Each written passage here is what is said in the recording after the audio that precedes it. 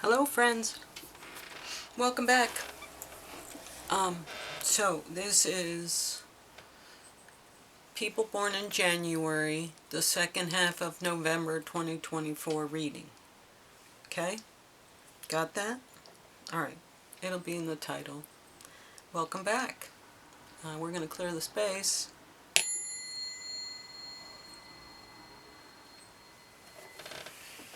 Alright, not yet.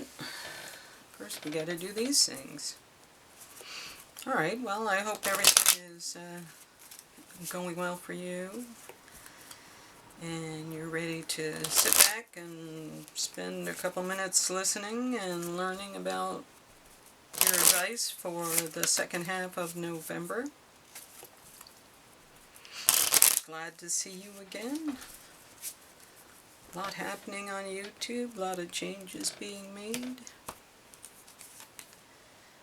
The peace I seek resides within me. The peace I seek resides within me. Well, do you know that? I think I've talked about that before. Practicing emotional states we want to rest in. Pretty sure in a previous video at one point or another. I guess the point being, if you're in a state of mind you don't like fear or worry, find the thing that makes you feel good and then try to maintain that good feeling, even if you have to reinforce it with other things, but try to maintain that good feeling. Not necessarily the high, but the feeling of happiness, relaxation.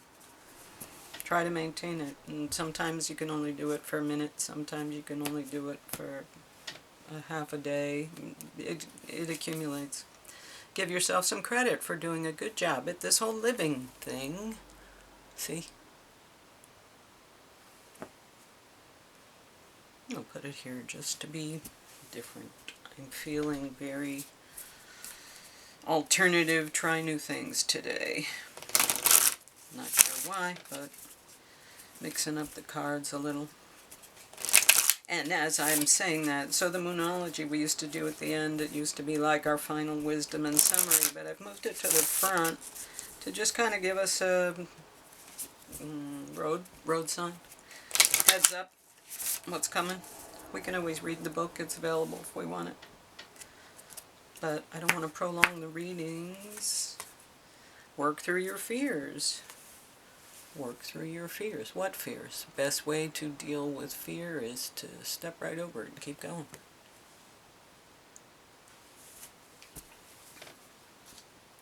Step right over it. Keep going.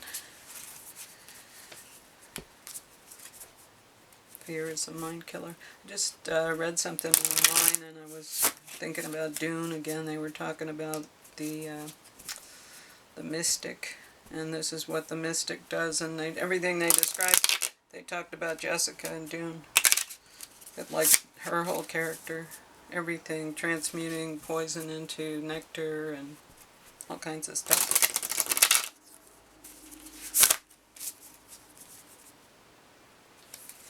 Yeah, it's all puzzle pieces. I don't know if you're doing that, but lately, like, all kinds of puzzle pieces are falling into place for me.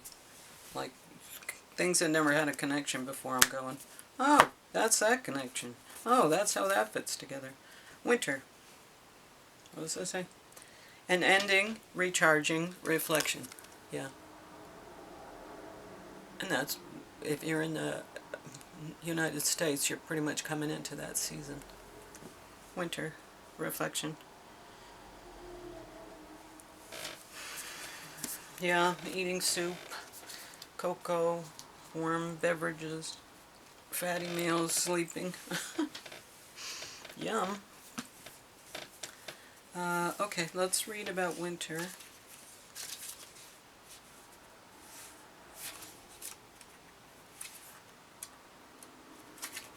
An ending, recharging, reflection. Winter is a quiet time. In nature, most plant life is suspended. Animals are hibernating and food becomes scarce. Winter tells you that the end of something is coming or already has happened. don't lament. This also means there's an opportunity for something new and better. In every end there is a beginning. The cycle of nature never stops. The Winter card encourages rest and reflection on what has come to be. Mourn if you need to. Identify the things that went well and what you want to do differently. As you engage in this reflection, remember to look ahead to spring and begin to consider what projects you'd like to focus on next using the knowledge you've gained from this time of assessment. What big lessons have you learned after slowing down and allowing yourself time to reflect on what has ended or passed? Okay, so like a journaling prompt. I'm getting a lot of think back on what you've done and accomplished, work through situations that you need to resolve, find peace, after resolution. Look around you. Wherever you see dirt, wash it away and make green whatever is dry. Yeah, kind of like Phoenix energy or the scythe energy of cleaning away the old dead stuff and making room for new, better things. It's a winter feeling, but it's a spring feeling. But maybe cleaning in preparation, because, now's the time to rest and restore. Restoration can come with reorganizing, cleaning, uncluttering. When I have to look at clutter, it causes an emotional and a physical reaction in me. And I know this, I recognize it. And so when I have to look at something, it needs to be beautiful, especially if I'm looking at it every day, every day, every day. So if it's not organized and some semblance of I've been through it and it's been recently, addressed. But if it's a stagnant, dusty pile of crap, I can't deal with it. Just can't deal with it. But they say people that have those things have a little emotional trauma to clean up. Anyway, I digress. So, here you go, January. Here's your reading. King of Swords. So you're showing up as deep knowledge, deep information, wisdom, knowing.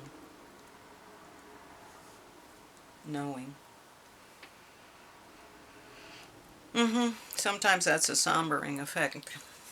And the Nine of Cups, your happiness, is what's challenging you. Isn't that funny? It's kind of what we just talked about. Anyway, moving out of a troubling situation into a better situation. Moving out of troubled water into somewhere peaceful and more supportive. And this is the goal of being self-sufficient and independent. Being able to make my own choices, having no restrictions. And the ending of something, end of a cycle, end of a pattern, repeating pattern. So when you leave, you're leaving, and you're leaving this behind.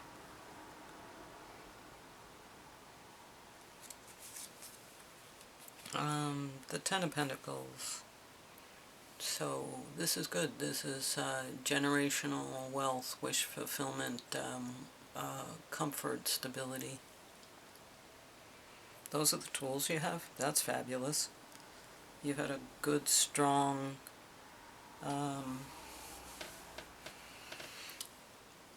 lineage that brought you forward, and either you have the way to think that will bring you wealth, or you actually have physical assets and resources available to you. January. It might be your own resources, but this is resources for generations. So you, past generations, you and future generations.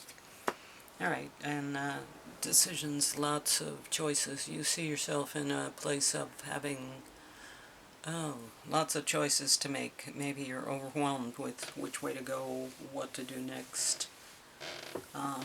Maybe it's anxiety, but it's not showing up as that. It's showing up as options, choices, maybe more confusion and dysfunction.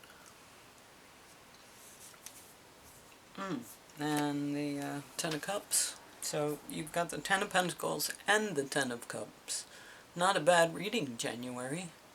But here it is. This is the environment. It's one of, support, family, realizing this. That's the environment. It's out there. If you want it, it's here. You just need to access it. Queen of Pentacles. Wow. There's a lot of resources and a lot of richness and luxury and a lot of wealth available in this reading. So she is grounded and physically attached to the manifestations of reality, of physicality. She is very in three-dimensional space, comfortable in that. Luxury is the environment that she creates and finds herself in. Wow. And heartache, this is the final goal. Why is this the final goal after all that? Clarify, please. 2 cards. Swords, 3 swords. Introspection, enlightenment, knowledge, and anxiety. So it seems like all of this thinking energy, all of that sadness and knowledge and heartache, when you go in and go through all that, it's not bringing you, it's killing you, and you don't want it to. If you're already moving out of troubled water, then new information shouldn't tip the boat over. You should be able to end that cycle. Cut the head off of it, literally. Cut the head off of that cycle. Stop thinking about it. Remove that. And it almost looks like the same woman. It looks like her head. Oh, please. You see? They both have like the same hairdo. Anyway, if she's thinking about the misery, you need to stop doing that and get out of the dysfunction, because the environment is one of the Ten of Cups, and the hopes and fears are, luxury, and you have tools and skills. You're trying to get here to the Nine of Cups. Here you are trying to get to the Nine of Cups. You're sad. You're trying to get to the Nine of Cups. You're trying to get out of the sadness and the troubled water. What you need to do is cut the head off of that and realize that you are rich beyond measure. The goal of this has already been realized, but you're trying to be independently so. But when you sabotage that, you're killing yourself, and you're trying to get here, but this is already out there in the environment, which is probably why you're confused. Are you seeing a pattern here? Are you seeing things that are work through your fears? Find peace within.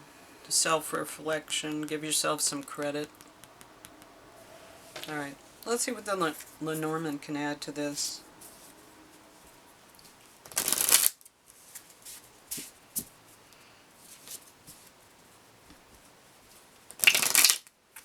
I'm getting like words like fear But this doesn't feel like fear. This feels more like heartache, like this.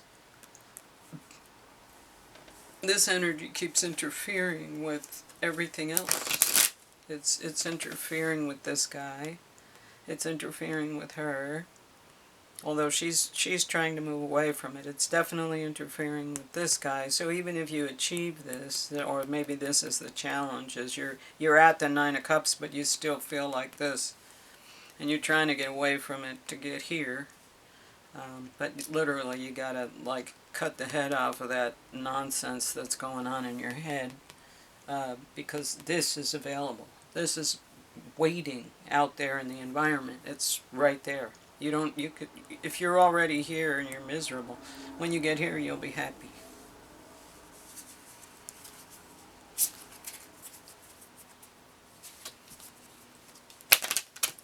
I'll let you think about that for a minute. I'm gonna just pull some Lenormand cards that are bouncing off the surface here. Alright. Oh yeah, harsh treatment.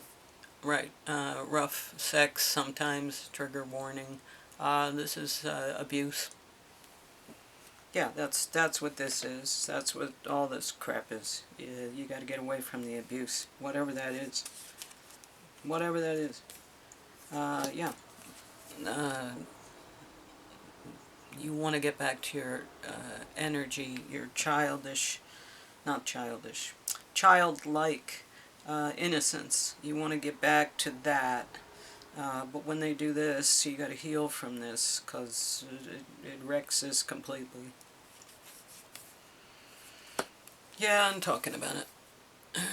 Talking about it, yeah. Like maybe you need to talk about it, or maybe you can listen to other people talk about it, or talking sometimes helps. Talking is therapy. Or maybe people are talking about what happened concerning you. That could also be true. Whatever fits your story. This card came out recently for, I think, November or December.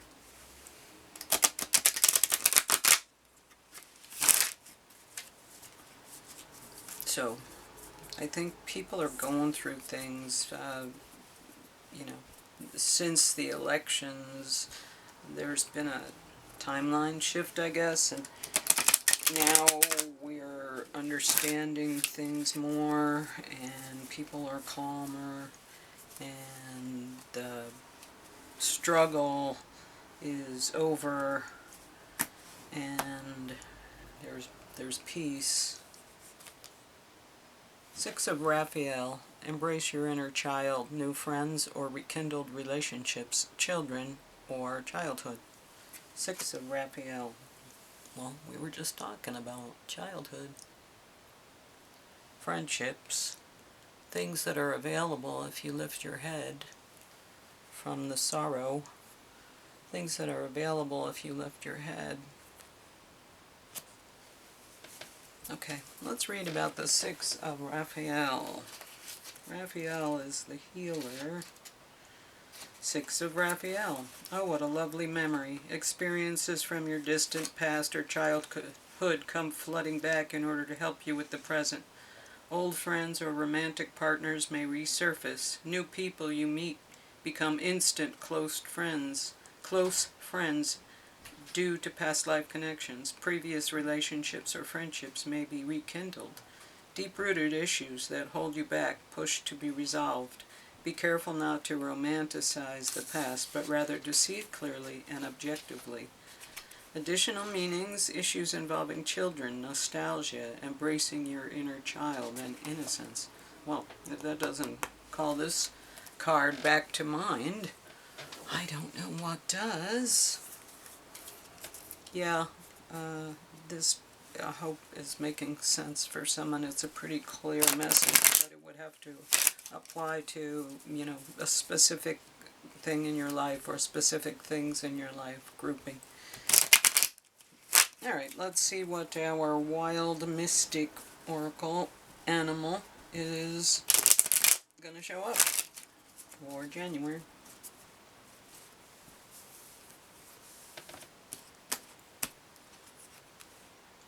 love. Well, that's good. That's very healing. Swans. I'm thinking. Swans.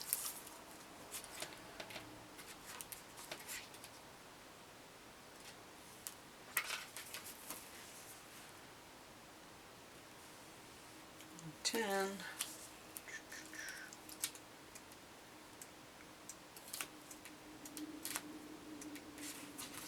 Swan. This card represents love in all its forms, be it romantic, platonic, familial, sexual, or self-love. Swans mate for life and have become symbolic of true love, commitment, and long-lasting affection. This card implies the finding of love as well as the giving of love. It is emblematic of commitment, loyalty, partnership, and faithfulness. The Swan card may also symbolize self-love and acceptance, overcoming self-doubt or hatred to see the beauty within. When we are reminded of Hans Christian Andersen's tale of the ugly duckling, we might understand this card to show us that we hold true beauty no matter what our inner or outer saboteurs may say. The shadow reading, folklore, and mythology revolved around swan maidens exist all over the world, associated the swan with marriage, love, and romance. However, many of these stories end with tragedy or begin with entrapment. A shadow reading of the swan card may represent the dangers of codependence and losing the self when one is in a relationship. It may also represent a destructive relationship from which one needs to escape. The element is water. Flora is bleeding heart flower, rose, butterbur, cardamom. Stones, rose quartz, diamond, emerald, jade, opal, rhodochrosite. Spell work is attracting love into your life, blessing a union, sex magic, self-love and confidence, Beltane ritual, and spring rites. Well, I think it's a pretty consistent message, and that was a nice, comforting, restorative card at the end with love. So that's the direction. When you can get past all the ugliness, there's love, and it's available, and it's out there, and all you need to do is lift your head up, and perhaps it'll be right there, and you'll see it. But don't let this poison everything. You don't want this to poison everything. Be optimistic. Are we having fun yet? Alright, anyway, I wish you well. Like, share, subscribe if you're so inclined, and hit the notification bell so you'll be notified of my readings. And I just want to say thanks for watching. Bye.